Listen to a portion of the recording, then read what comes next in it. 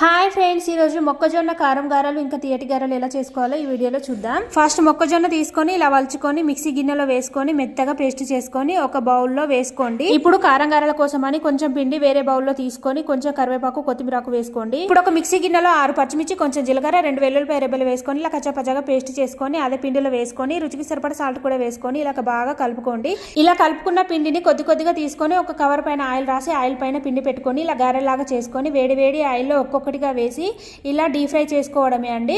ఇలా గారెలని తిప్పుకుంటూ ఈవెన్ గా కలర్ మారేంత వరకు డీప్ ఫ్రై చేసుకొని తీసుకొని ఒక జల్లి గిన్నెలో వేసుకుంటే వేడి వేడి మొక్కజొన్న కారం గారెలు రెడీ. ఇప్పుడు తీయటి గారెల కోసం అని వేరొక బౌల్లో ఇంకొంచెం మొక్కజొన్న పిండి తీసుకొని చక్కెర కూడా యాడ్ చేసుకొని బాగా కలుపుకొని ఇలా చేతిలోనే చిన్న చిన్న గారెలాగా చేసుకుంటూ వేడి వేడి ఆయిల్లో ఒక్కొక్కటిగా వేసుకొని ఈవెన్ గా ఫ్రై అయ్యేటట్టు కలర్ మారేంత వరకు ఇలా డీప్ ఫ్రై చేసుకోవడమే అండి. ఇంతే అండి, చాలా సింపుల్ గా తీయటి గారెలు చేసుకోవచ్చు.